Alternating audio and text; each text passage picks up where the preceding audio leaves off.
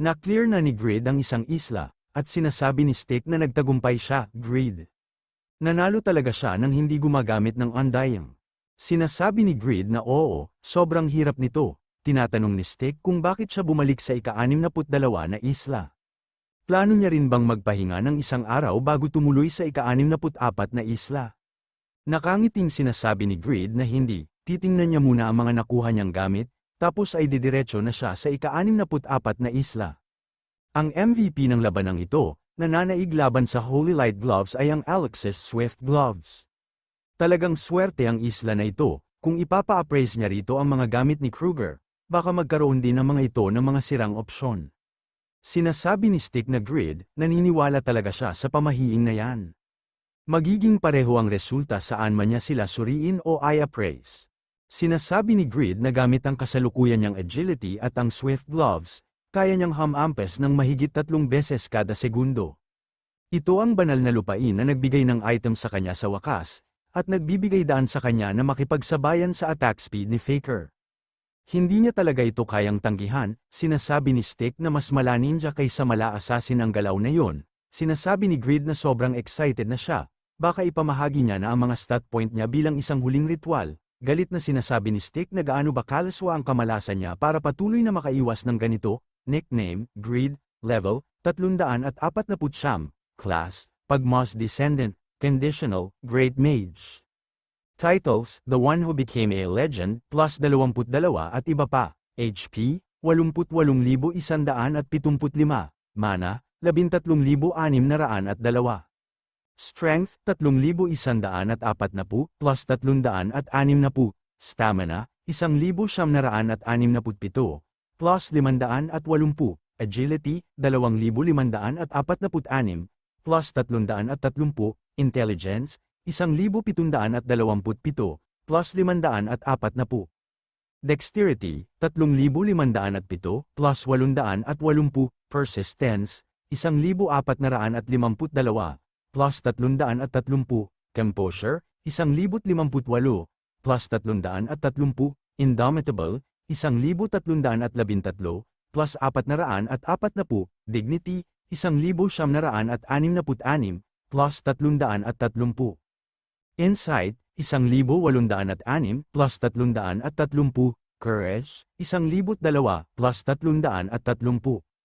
Demonic, 13,402. Luck, 241. Divinity, 3. Mga natitirang stat point, 300.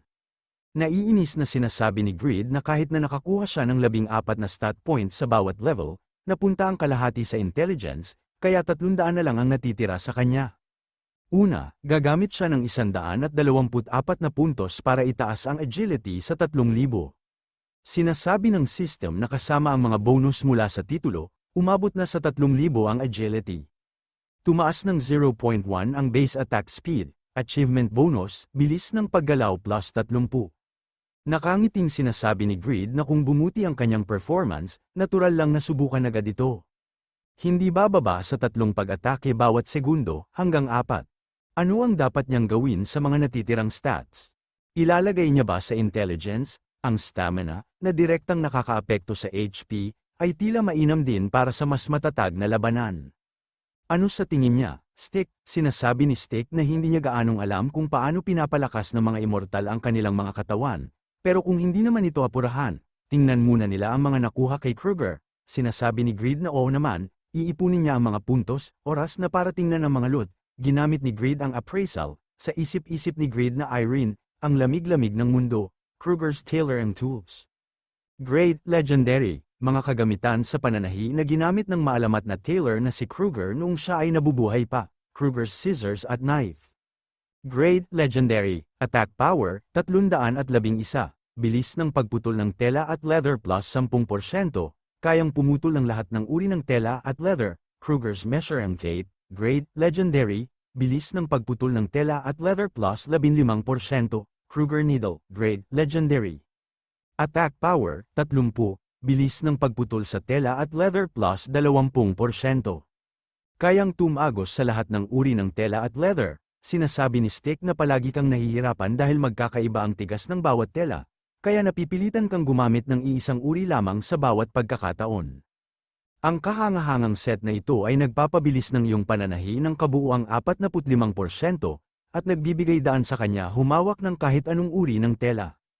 Nakangiting sinasabi ni Grid na kahanga-hanga, tingnan niya ang mga stats na yan. Kapag nalampasan niya lang ang damage check sa mga natitirang Island Legends, garantisadong legendary loot na agad yan. Nakaka-curious kung gaano kaganda ang magiging resulta ng pangit na floral na bagay na gawa sa mga ito. Sinasabi ni Stick na natutuwa siyang mas maganda na ang mood niya, pero yung tono at ekspresyon niyang nagpapahiwatig ng kasakiman. Ginamit ulit ni Grid ang appraisal, Mysterious Wrapping Cloth. Grade, Legendary. Isang telang pambalot na may 4 na dimensyon na nagpapawalang bisa sa pinsalang dulot ng pagsabog. Kapag inilatag sa mismong pinagmula ng impact, sinisipsip nito ang lahat ng enerhiya ng pagsabog. Cooldown, 10 minuto, nagulat si Grid at sinasabi nito na ano. Kung kaya nitong harangan ang mga pagsabog, huwag niyang sabihin. God Hand, hawakan niyang nakabuka ang telang ito. Sinasabi ng system na ang Sword of Black Selfless Trance, Burning Passion, and Enlightenment ay na-activate ang opsyon. Sumabog ang Black Flame, sa isip-isip ni Grid na isang pagsabog ng apoy na nagdudulot ng splash damage sa loob ng 10-meter radius. Sumabog na ang pag-atake ni Grid sa telang dinploy nito. Ito ay inabsorb lang ng telang hawak-hawak ng mga God Hand. At sa isip-isip ni Grid na inabsorb lang nito ang Black Flame. Kung nasa kasagsagan pa ng kanyang lakas si Kruger, naharangan sana niya ang karamihan sa mga pag-atake niya. Ang cooldown ay 10 minuto, pero dahil sa mga NPC bonus, mas mapapaikli sana ito ng husto kung siya mismo ang gumamit nito. Balak niyang harangan maging ang Black Flame, alisin ang lahat ng kanyang paraan ng pag-atake, at pagkatapos ay tapusin siya gamit ang isang bagong likhang item. Talagang hindi ito isang raid na dapat maliitin, kung naging pabaya siya dahil mas mahina siya kaysa noong nabubuhay pa siya, maaaring natalo siya. Ang mga alamat ng nakaraang henerasyon, mga halimaw silang hindi mapapantayan. Tinatanong ni Stick kung natatakot ba siya, sinasabi ni Grid na bakit naman siya magiging ganoon. Ang pakay niya ay ang kanilang mga loot, ang mahalaga ay makuha niya ang mga yon. Hindi pa siya kailanman nakaramdam ng ganitong kaswerte gaya ng ngayon. Hindi na siya makapaghintay na makita kung gaano kaganda ang susunod na loot. Sinasabi ng system na pumasok ka na sa ika-64 na isla. Sa isip-isip ni Grid na umaalingongaw ang tunog ng pagmimina sa loob ng minahang puno ng mineral. Kung gayon, malinaw na, ang alamat ng ika-64 na isla ay ang legendary miner, na si Geese, umatake na agad si Grid, at sinasabi nito na mabilis makapansin ang malaking lalaking yun. Binabaliwala niya siya at nagmimina lang siya. Napatitig lang dito si Geese, at patuloy lang ulit ito sa pagmimina. Sinasabi ni Grid na ayos sa kanya yan, hindi matatalo si Geese habang nagmimina. Sinasabi ng system na nabigo kang magdulot ng pinsala.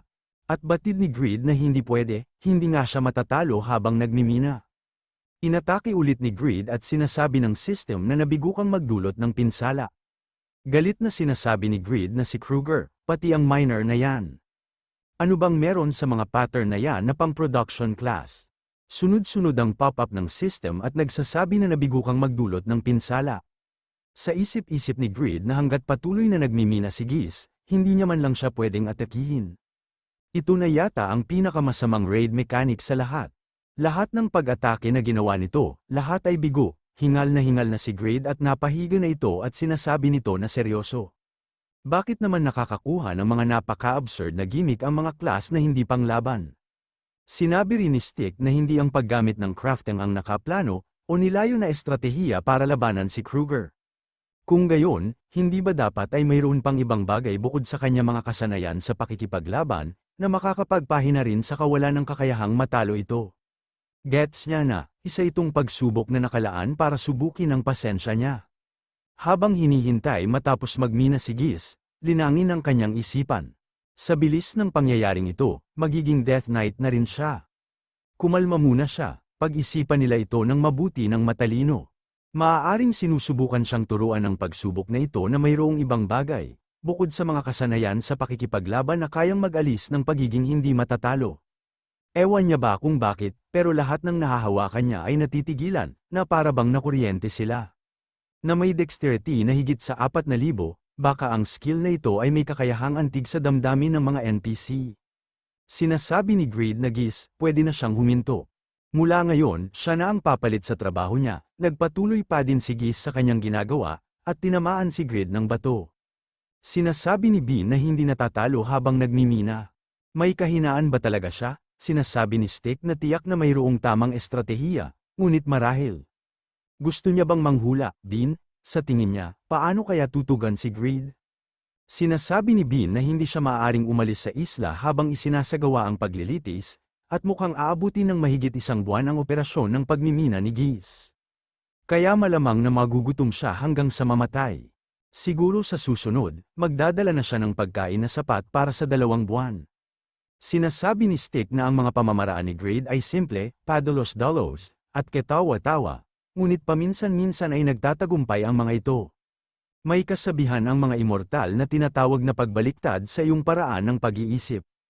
Subukan niya itong i-apply. Sinasabi ni Bean na kailangan bang maghanda si Greed ng pagkain, na sapat sa loob ng 2 buwan. Sinasabi ni Stick na malamang na pinakamainam na huwag magsabi ng mga bagay na walang-wala talagang katuturan, para sa sinuman. Sa isip-isip ni Greed na hindi matatalo habang nagmimina. Hindi ang tanong kung paano ilantad ang kahinaan ng pagiging hindi matatalo. Paano niya tatapusin ang pagmimina? Ang problema ay ang napakalaking minahan na ito at ang napakabagal na bilis ng pagmimina ni Geese. Kahit tumulong siya sa pagmimina, wala naman siyang mining, at kahit meron pa, kailangan niya pa itong pagtiyaga ang i-grind ng matindi, parang si Gokjem. Bago pa man ito makapagdulot ng anumang makabuluhang pagbabago. Kapag nabigo siya sa pagkakataong ito, isasama niya si Gokjem. Masayang nag-level up si Gokjem, at nagkaroon naman siya ng Master Miner. Perpekto, ngayong natutunan niya na ring pabilisin ang crafting speed mula sa pakikipaglaban kay Kruger. Ang kanyang padalos-dalos na plano ay nakakuha na ng momentum na talagang sulit at matipid. Napakaganda ng tiyempo, higit sa lahat, kinasusuklaman ng mga Koreano ang mga bagay na mabagal, alam niya ba yon? Legendary miner na si Geese, wawakasan niya na ang hindi episyenteng paghampas ng piko. Mass-produced fantastic pickaxe, grade, epic, attack power, 37. Isang piko na ginawa ng blacksmith na si Greed batay sa blueprint ng fantastic pickaxe. Kilala ito sa mahusay na pagganap, pagkakataong makakuha ng high-grade ray plus 3%. Nagbibigay ng beginner mining technique level master. Requirement, level 100 plus, tinawag ni Greed si Noe at Randy. At ang mga god hands, at pati ang mga overgeared skeleton.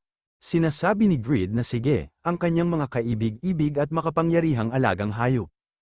Hindi, mga kaibigan niya, gamit ang mga piko na ito, kahit ang mga bugs ay nagiging mahuhusay na manero. Kumuha ang lahat ng isa, galit na sinasabi ni Noe na isa siyang mataas na uri ng labor force. Isa siyang mamahaling asset, nananawagan siya ng mas maayos na kondisyon sa pagtatrabaho. Sinasabi ni Randy na gustong-gusto ni Randy ang pisikal na trabaho.